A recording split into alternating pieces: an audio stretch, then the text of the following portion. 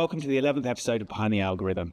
We're here today speaking with Dr. Susie Alegre, international human rights lawyer, author, and keynote speaker about the influence of AI.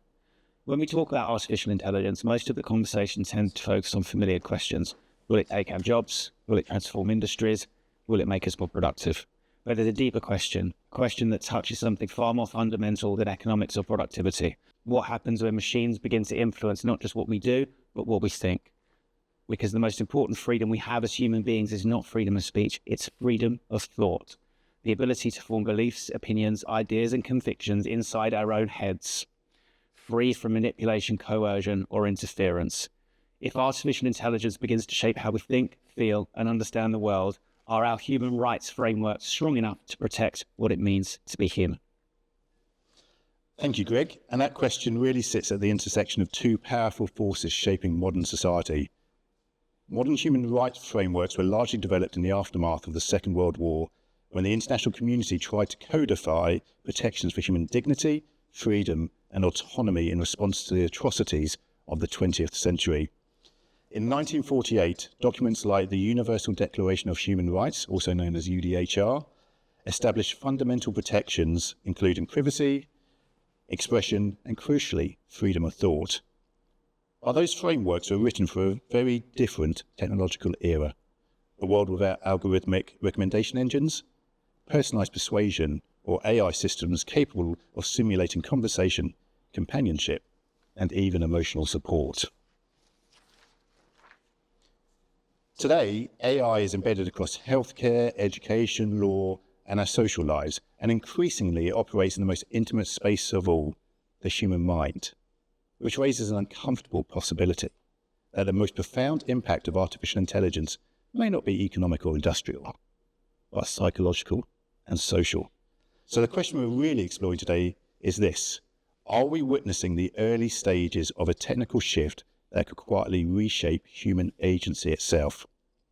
To help us explore this question, we are joined today by Dr. Susie Alegre. And Susie is an international human rights lawyer, a former UN advisor, and author of two remarkable books exploring the intersection of technology, law, and human dignity. Freedom to Think, and her latest book, Human Rights, Robot Wrongs. Her work examines how emerging technologies, from algorithms and AI to surveillance systems and digital platforms, are beginning to interact with the very rights designed to protect us. And in particular, she raises a fascinating and provocative idea that the right most at risk in the age of artificial intelligence may be the right to freedom of thought. So today we're going to explore what that means, whether our existing human rights frameworks are equipped to deal with these technologies, and perhaps most importantly, whether the future of AI is something that simply happens to us or something that we still have the power to shape. Susie, welcome to Behind the Algorithm. Would you like to introduce yourself? I think you already have, though. So, yes, I'm a human rights lawyer, author of two books focusing on human rights and technology. I have nearly 30 years now of experience working more broadly in the human rights field, both in the UK and internationally. But over the last 10 years, I've focused specifically on the kind of issues we're going to talk about today and the way that emerging technologies are affecting our human rights in different ways and what we can do to protect our rights now and for the future. Okay, so I think what would be good is to sort of frame up this conversation to begin with and to start. So can you define the essence of what human rights are and why they're so important and why they may now be under threat? I mean, as you mentioned, sort of human rights as we know them today and sort of international human rights will really came out of the atrocities of the Second World War. And in the aftermath of the Second World War, people, communities and states recognizing that this kind of horrific degradation could not be allowed to happen again. And so they came together to try and decide what rights we all need as humans in order to live our best lives, if you like, to thrive as individuals and as communities. And they created this set of rights, which includes both civil and political rights. So things like the right to liberty, right to freedom of thought and religion, right to a fair trial, but also economic, social and cultural rights. So things like right to education, right to work-life balance, those kind of things were all included in the Universal Declaration on Human Rights. The Universal Declaration on Human Rights is what it says on the tin. It's a declaration. Yeah. It's a sort of declaration of intent. But built out of that, we see laws developing both at the international level. So there's the International Covenant on Civil and Political Rights, the International Covenant on Economic, Social and Cultural Rights at the UN level, but then also at the regional level. So here we're looking at the European Convention on Human Rights as relevant to the UK. And then gradually those rights making their way into hard law domestically. So in the UK, for example, the Human Rights Act is the embodiment of the European Convention on Human Rights in our domestic law, which then makes them justiciable in our courts. So it's taking those ideas and turning them into laws on the ground, if you like. But the fundamental idea that human rights are there because they form the basis of what we all need to be as humans living together and living our best lives, but also they put limitations on what governments can do. And again, going back to that origin of the Second World War and the Nazi regime in Germany, it's about saying that actually everything doesn't go. There are limits to state power. There are limits to what states are allowed to do.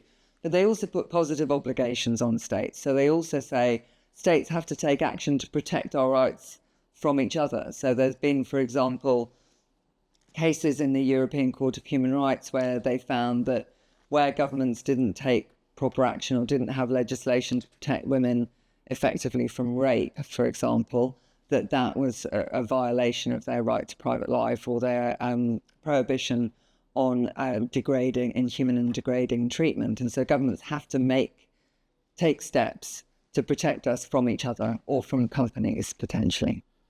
I was gonna say, you kind of summed it up beautifully, but also you've done a nice segue to the next sort of point, which I wanted to, which one of the thinkings and part of the research we've been doing is around, just now you mentioned about the obligations, positive obligations. It's quite often when we talk about rights, people talk about what they can do, their freedoms to act and everything else like that. But quite often what we see is the responsibility which comes with those freedoms and with those rights. And so one of the things which I've been questioning in my mind is, do we need to have a universal declaration of human responsibilities, which goes in conjunction to support the Declaration of Rights?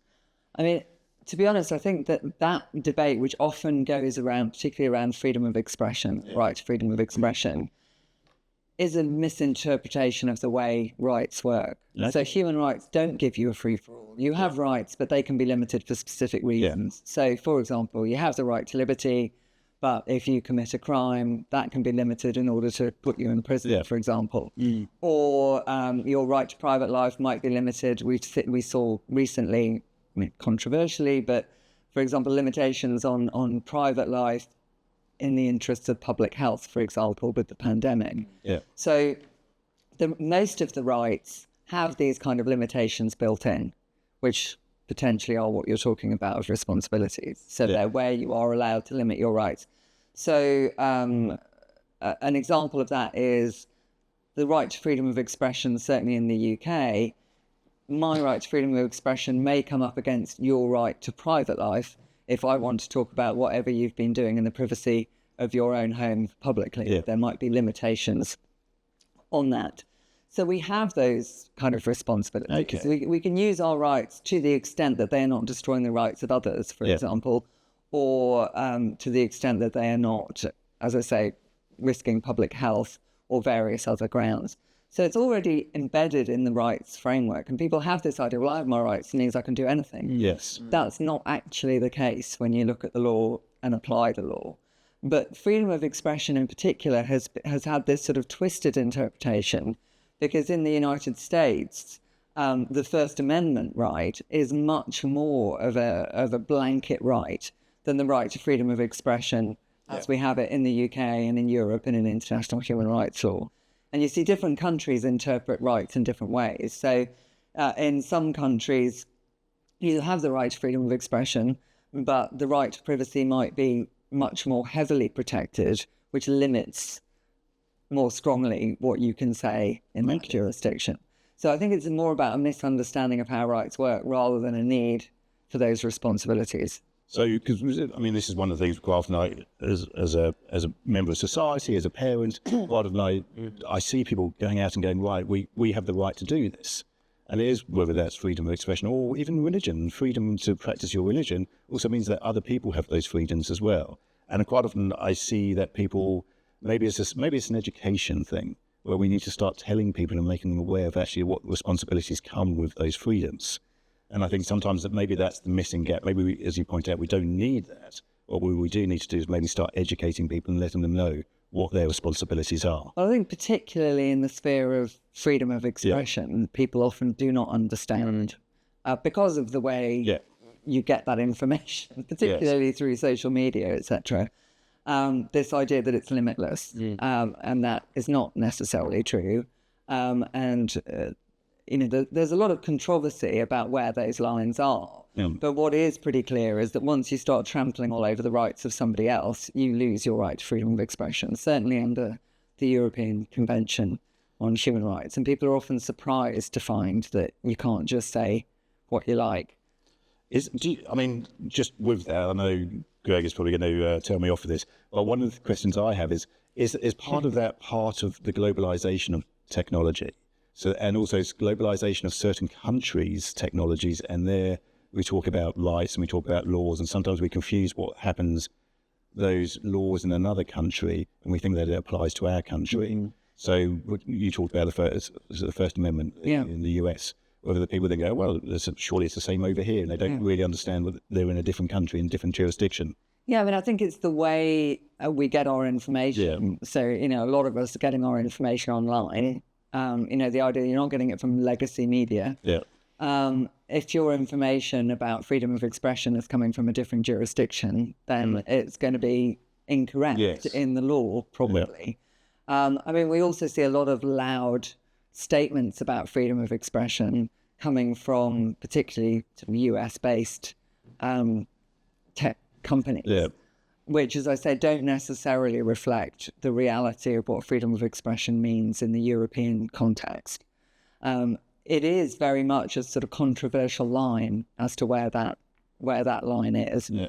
And I think people often don't realise the legal parameters around expression, whether that's in the criminal law, for example, laws that criminalise support for terrorism, which we've seen a lot recently with people being arrested for protesting about Palestine Action, for example. But also in the civil laws where, if you say something about somebody, you might well find they don't like it and you're in court defending a defamation libel action. And people don't really understand, going back to your point about responsibilities, that the law does actually provide recourse when you step over those lines. And that's something that probably people need to understand more. Do you think, as a part of that, do you think we're going to start seeing more recourse? And are we going to start seeing greater people enforcing that?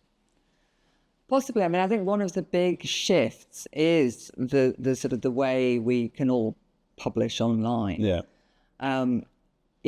Big media companies have media lawyers who advise them on everything that is going out, whereas people who just say what they think on social media do not have lawyers advising them about what they should say and how they should say it. And so I think that is a very big shift. And so, even for me, publishing books, when I publish a book, it has a legal read. Yes. And a specialist lawyer on top of myself will come back and say, have you thought about this?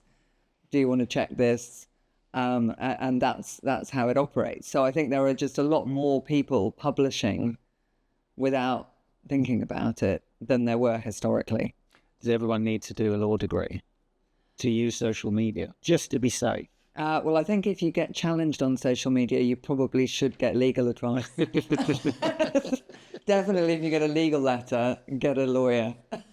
So you're suggesting that every time I do a LinkedIn post, there should be a checkbox, 100%. or Instagram or Facebook or whatever it may be, because obviously there's multiple social media platforms.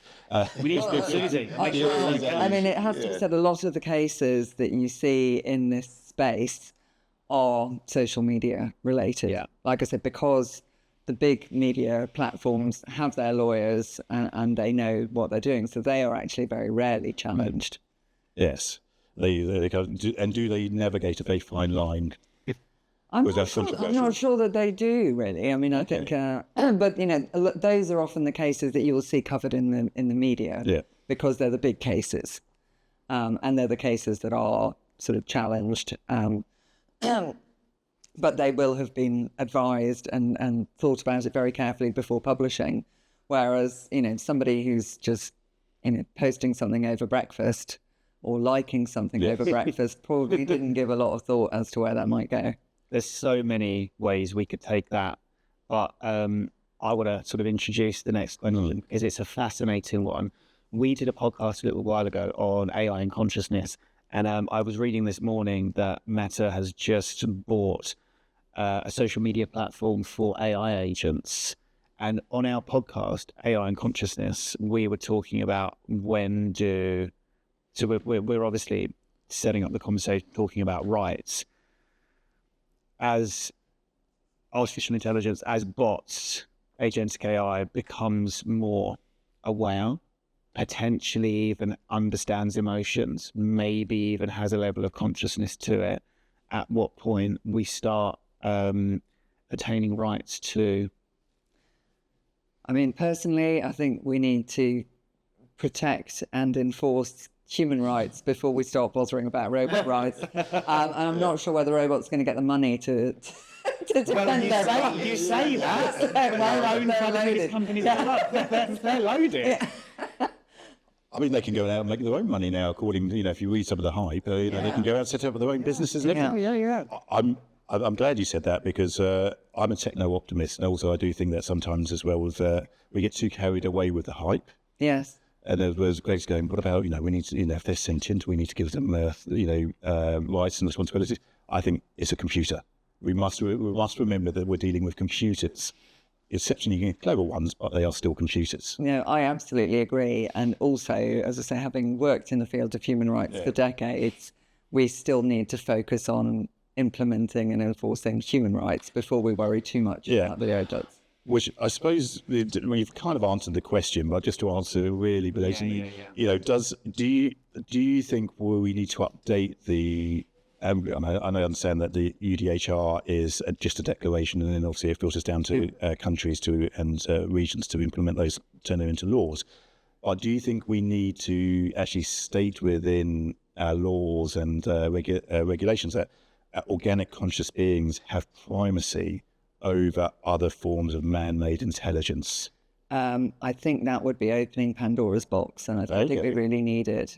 Because, I mean, there is increasing research showing sort of sentience and consciousness in many other types of organic life to whom human rights do not apply because they're not humans, but who potentially have protections. We have increasing animal rights and animal welfare legislation. So, I mean, I think there are discussions about that. But again, I'd probably be more concerned about my dog before I'd be worried about the robots. So there's 2 points at that. The one is that we overtly anthropomorphize technology in the case of sort of AI. And we'll go on to talk about chatbots and relationship bots, things like Replica in a bit. But the other aspects of that, so we overtly anthropomorphize technology more so than we do trees, which have been proven to have a level of consciousness about them.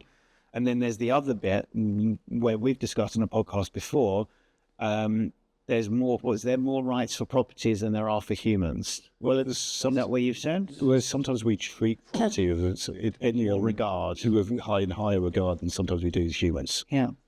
So given that a chatbot is owned by, in the majority of cases, a large technology company, will they want to enforce a level of rights because they own it, it's their property, they want to protect it, and they want to protect the personas that they're building? Well, I mean, I think... Do you think we can avoid it? I don't think in the near future they're going to get very far on human rights for robots arguments. Yeah. But I think the area where we are seeing these kind of debates is in patent, for example. And I think different jurisdictions are taking different approaches to that. So the argument being, well, you can't patent something that is not made by you, if you see what I mean. So if you basically used AI to create this, then can it be patented? So I think that was no, wasn't it? it was, but I think it's complicated. Yeah. So I think it probably depends where you are, to what degree you did it versus to what degree the AI did it. So I think that is going to be where you'll see those discussions.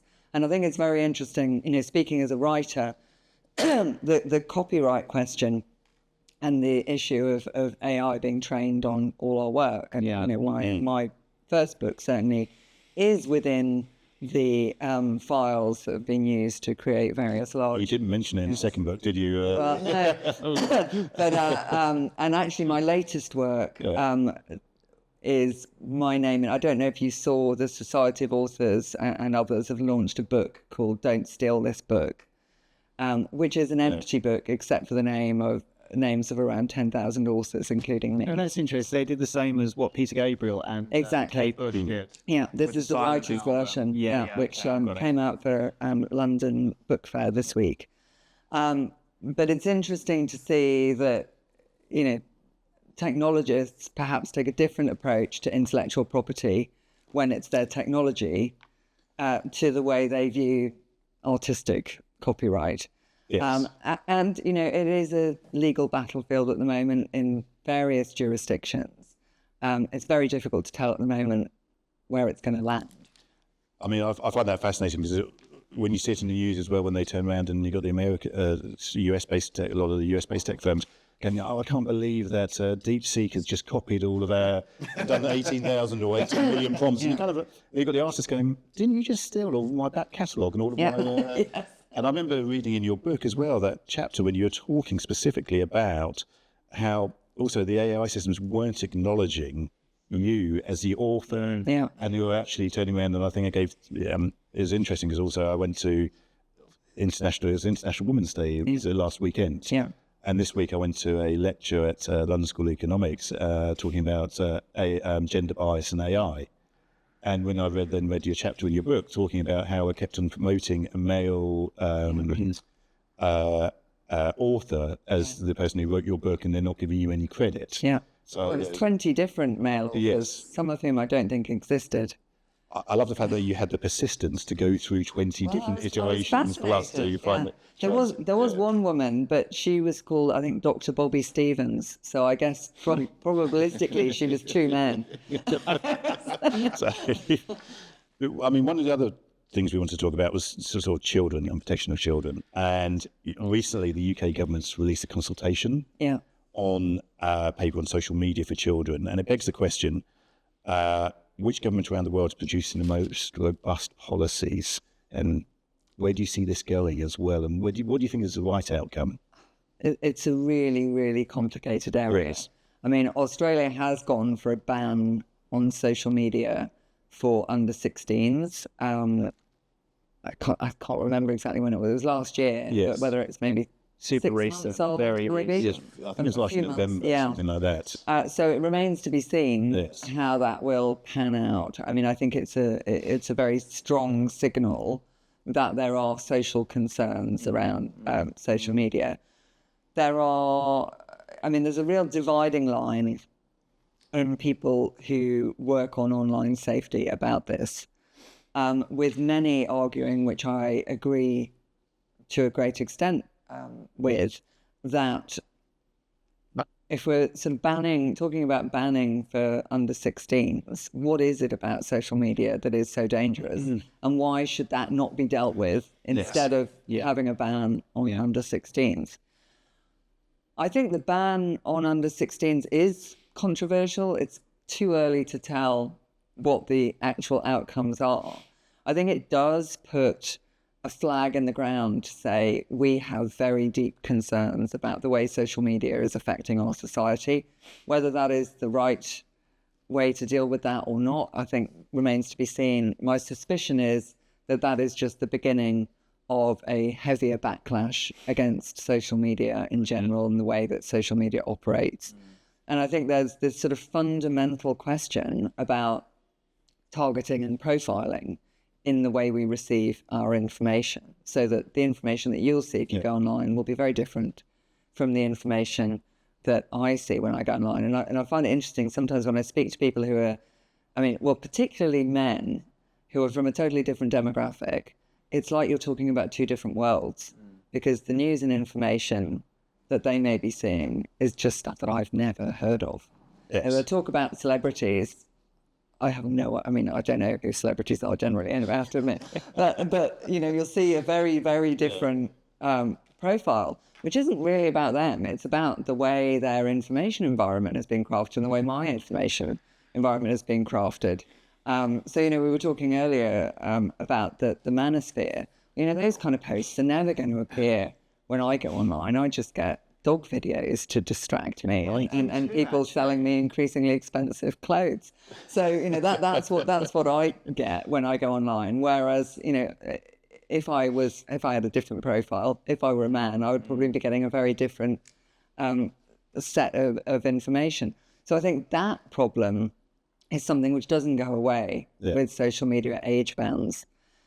We are seeing shifts in that through litigation, in particular about consent to targeting and profiling. And so there was late last year, and I think there's just been an appeal in the Netherlands, a case by an NGO called Bits for Freedom, which was about saying that actually Meta's model of targeting and profiling and sort of consent or pay is against EU legislation. Okay. And so at the moment, that is the position in the Netherlands, which potentially then has an impact across the EU.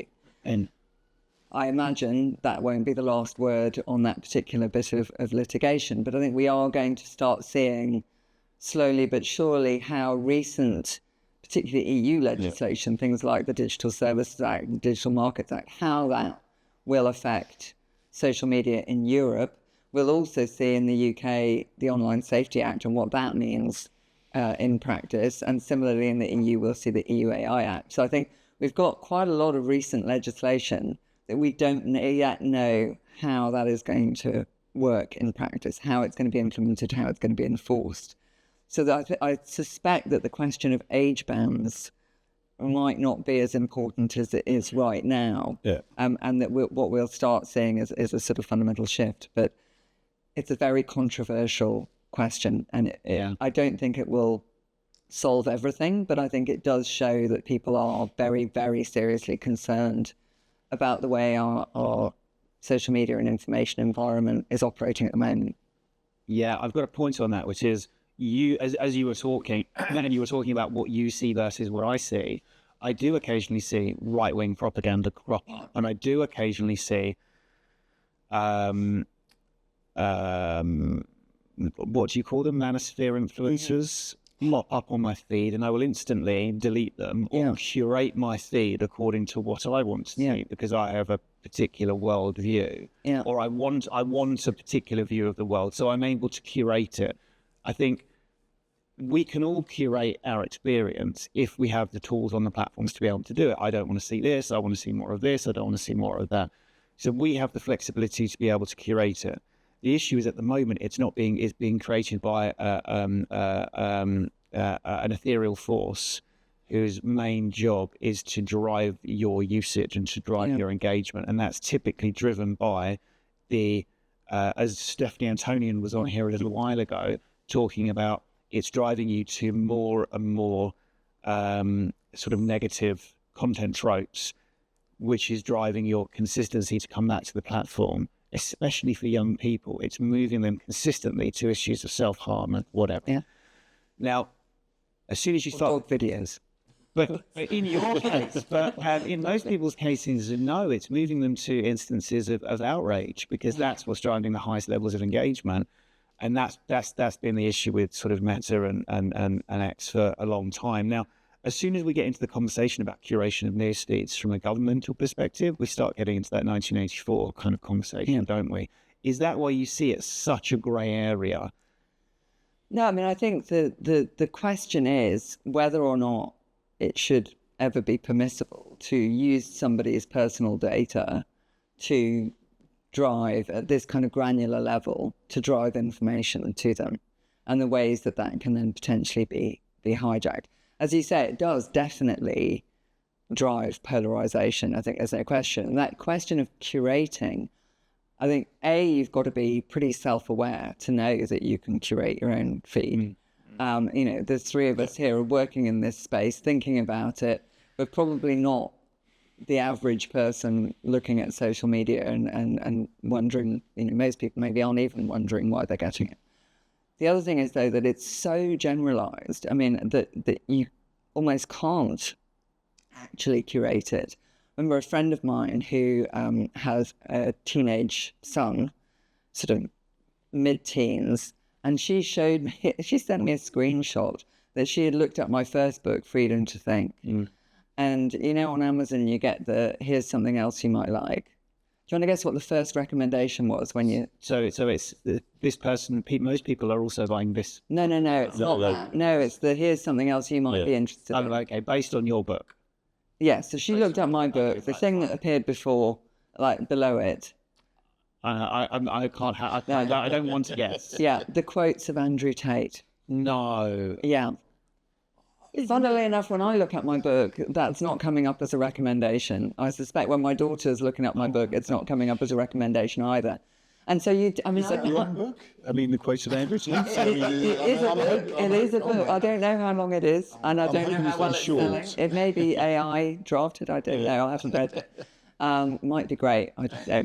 But I think that just shows how much we get pushed without realizing. It's not just your social media feed. It's everywhere you're going online. Potentially, you're getting pushed in these directions based on who you are and what kind of person you are.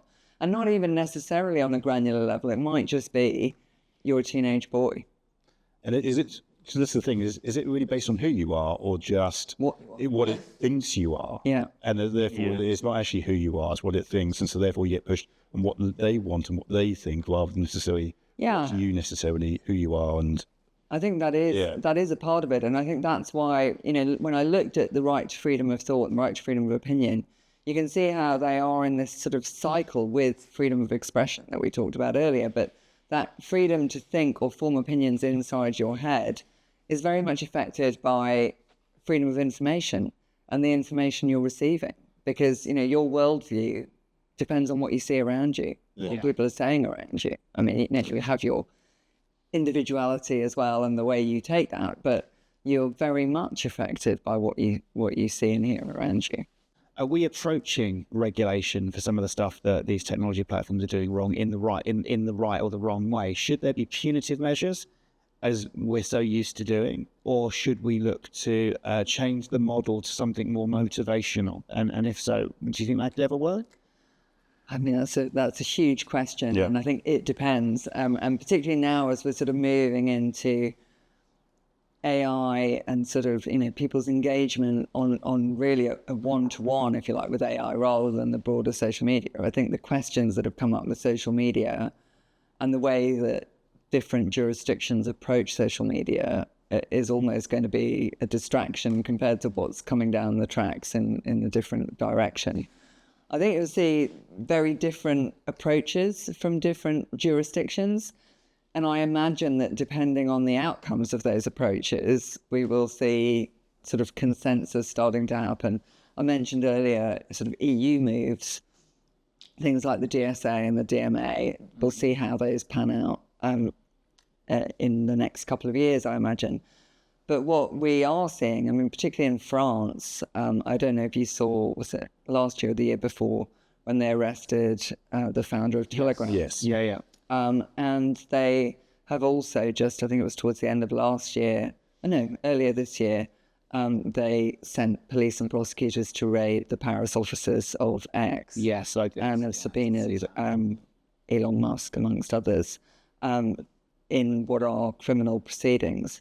So, the French approach is taking criminal proceedings about what they perceive as criminal behaviour being carried out on or by platforms. Got to admire them to that, right? Well, I mean, it's a sign of a very different jurisdiction, a different approach. I mean, it does reflect what I was talking earlier about different jurisdictions having different approaches to things like freedom of expression and where the lines are around protection. But it's also a very different system in that they have, independent investigatory magistrates who can take cases in ways that we don't. I mean, here it's going to be the police and the Crown Prosecution Service. It's a very centralised system, a very different system, as well as different underlying criminal laws.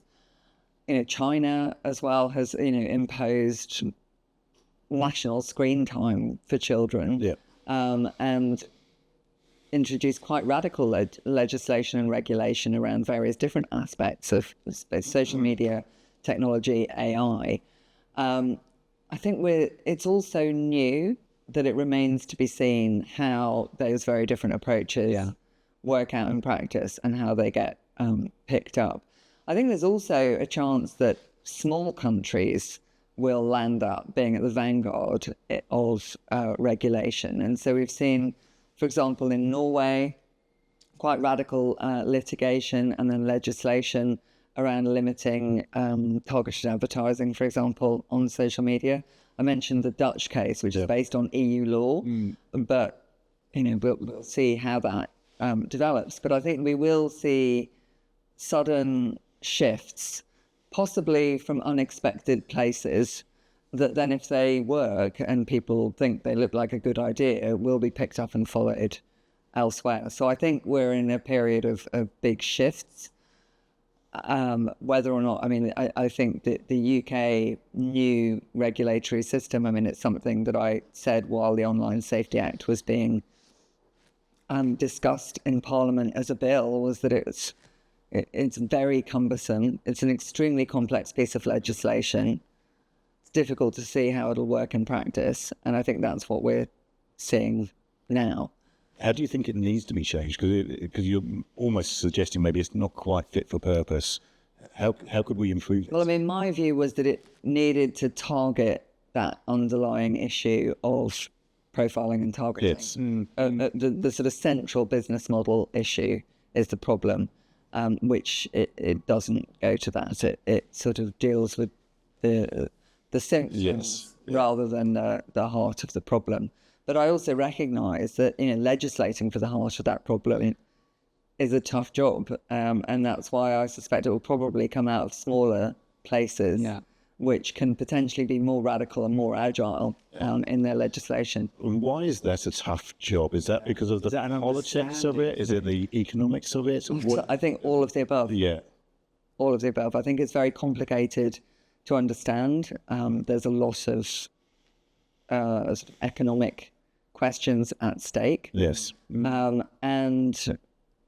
think in a country like the UK as well, there are very different political interests in terms of how you deal with it. And I think, in many ways, the discussions around the online safety bill as it was revealed as well that there were huge schisms in civil society. So I think it was a uniquely controversial bill in terms of different civil society actors radically disagreeing with each other about which bits of it were right and wrong. Generally, most people disagree with it. Maybe it's a polarising news. But it was, it certainly, for many years working with civil society organisations, it was uniquely internally controversial in civil society. Yeah. Moving on, you've got a great anecdote in your book about the rotten snail and a bottle of ginger beer. Now, this is an interesting link. Where do you think the rotten snails are most prevalent in the technology platforms being pushed out? Right now, I think one of the really big issues is with anthropomorphic chatbots. That's exactly what and people engaging with them as if they're having a conversation with a human, with a real person. With a real person. At one end, you've got the sort of the bots that are designed to replace relationships, romantic relationships. We tried them, by the way. Oh, did you? Yeah. Were they nice? They're awful. I haven't actually tried them. Which one's the best?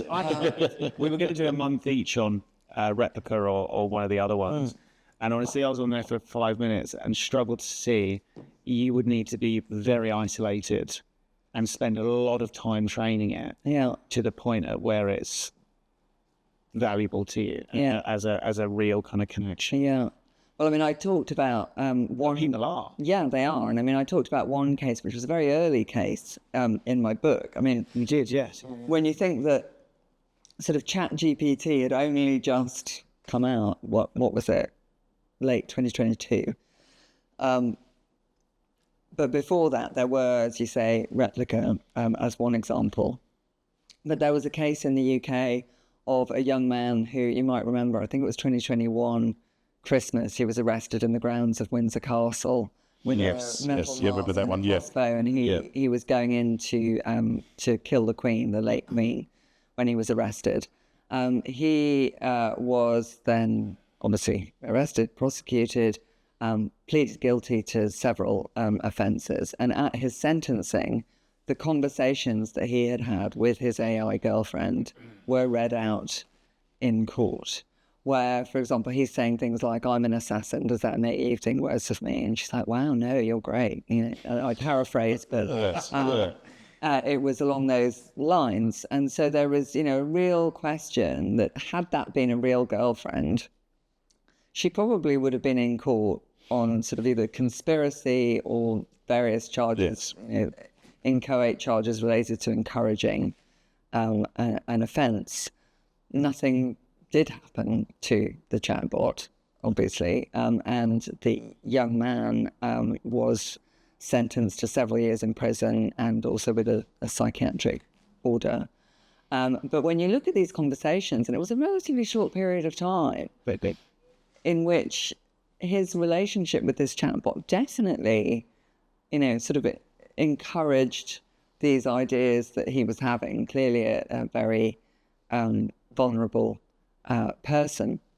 But there's a real sort of cause and effect or sort of causation question. But the causation question does appear to be becoming more clear with more people engaging with AI. And so we're seeing very many cases appearing in the US now of people who have suffered psychotic episodes who are bringing civil cases against AI companies because of psychotic episodes that arose out of their chatbot use. Yep. And going back to the kind of question about children, well, some of these children, some of them are actually, middle-aged men who are using the chatbot for work purposes, who then got taken down a rabbit hole, suddenly thought that they were a mathematical genius or that they'd found gold or whatever it was. But again, it's this sort of sycophancy combined with a tendency. One of the lawyers who's bringing a number of these cases in the US, Mitali Jain, has talked about the way the AI creates a wedge. So, with teenagers, there'll be a sort of, don't talk to your mother about this. She doesn't understand you like I do. It's absolutely classic sort of coercive and controlling behavior to try to keep people in this loop instead of reaching out to the people around them.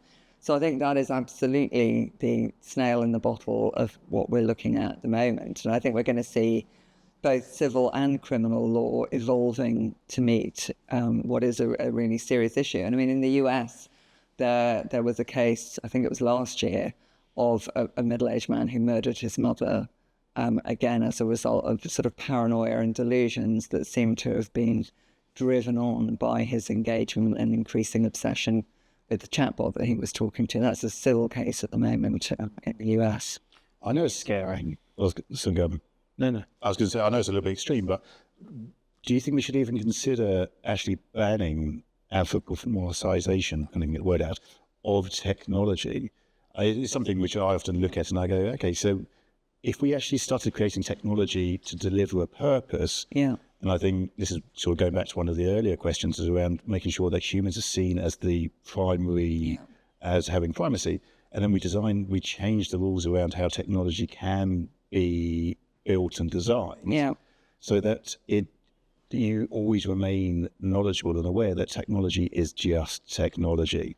So we see it with the care robots, we see it with the, I think in your book, and I've also seen it at another lecture as well, where they come out with a little furry thing which responds to your emotions, and it'll sort of shudder and shiver depending on how you hold it. Simpsons episode about it. And it's kind of, Doesn't end well. no, yes. But it's kind of scary. Why are we trying to replace humans? Yeah. And why are we trying to replace cockapoos? Yeah. Or animals or nature and it just seems bizarre. And I'd love to actually go, you're not allowed to design like this. I think that is the way it's going to go. Yeah. And again, as I said earlier, I think we'll see different jurisdictions taking different approaches. But, as the number of these cases where things have gone horribly wrong increases, I suspect we will start to see quite radical legislation. There's already, I can't remember which state it is, there's at least one state in the US that has sort of banned AI psychotherapy, effectively. So, but otherwise, you can look online, you can get yourself an AI psychotherapist this afternoon if you feel any. It's everywhere. Yeah. Isn't it quite scary that people actually we have to ban it? It is, but I mean, in the UK, we don't have a heavily regulated therapy sector as it is. So, it opens up a wider question. In some countries, like Canada, for example, it's very heavily regulated, which then takes you into the question of, well, you can't be putting forward this service because it's not under the regulations. But if you're in an effectively unregulated sphere, then it's slightly anything goes. So it may raise broader questions about the scope and regulation of therapy in this country, for example, as we see it evolving.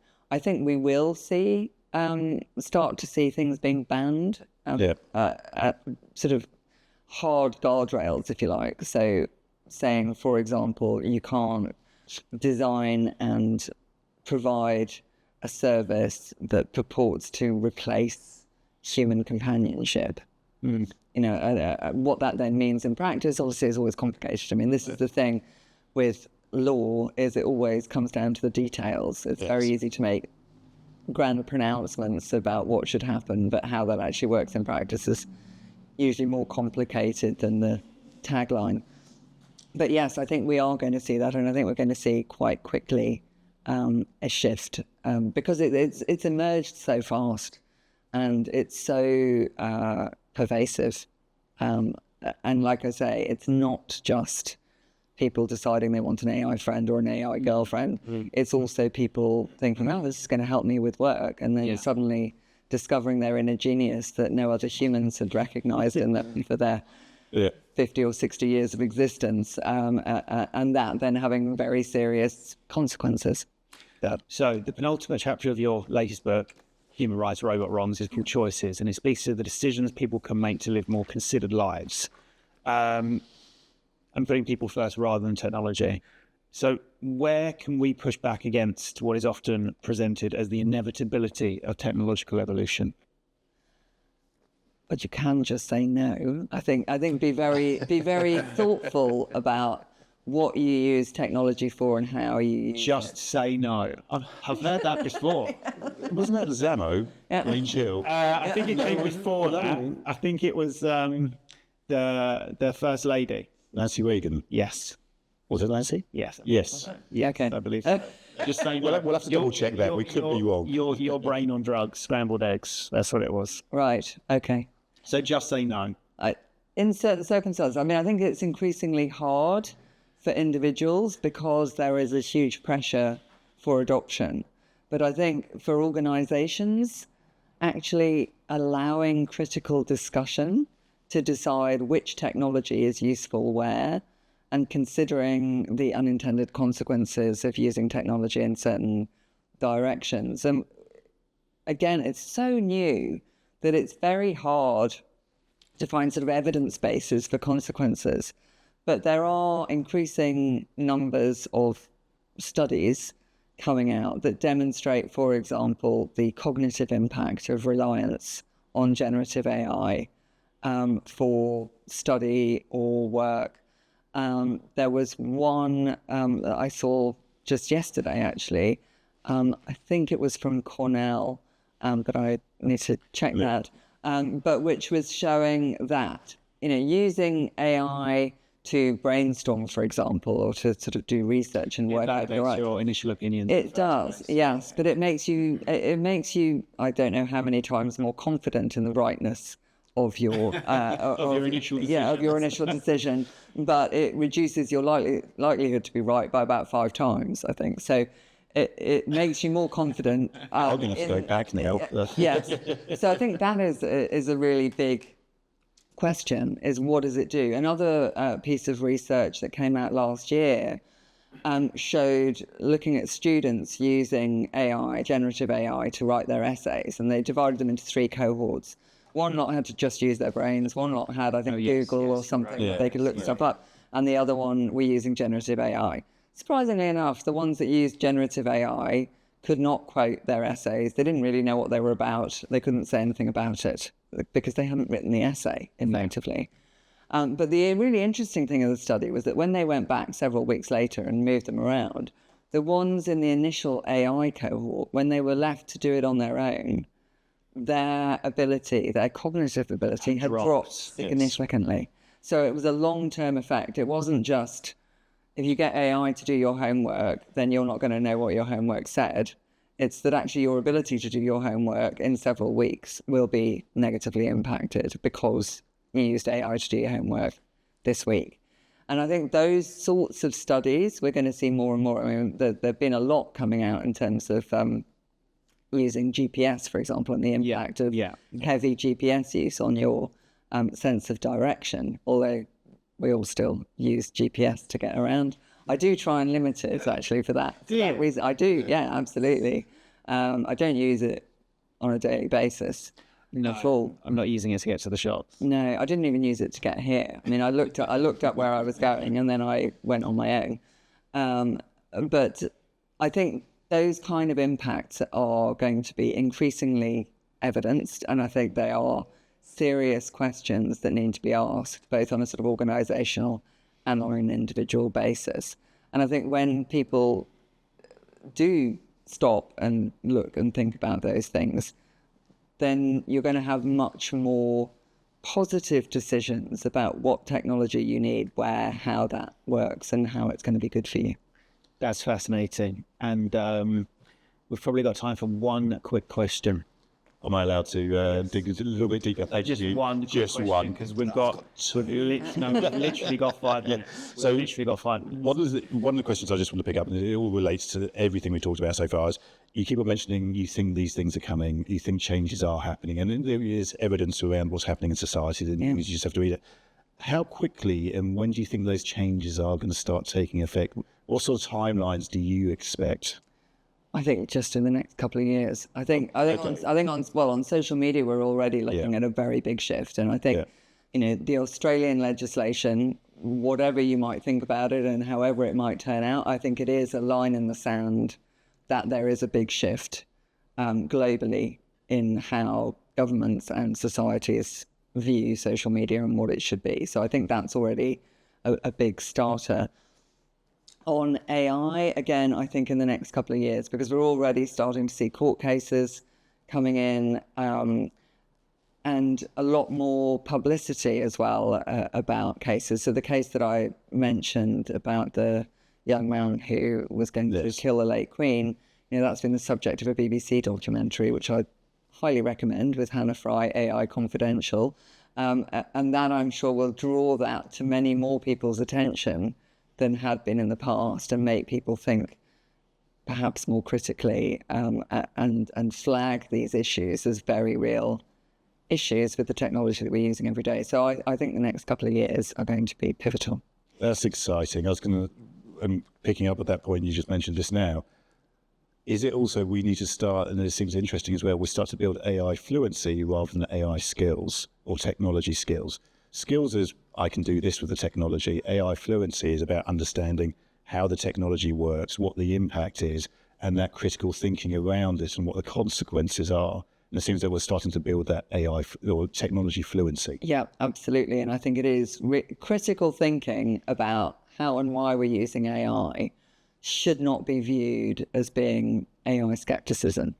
I think it's about designing our future and our future with technology to serve us.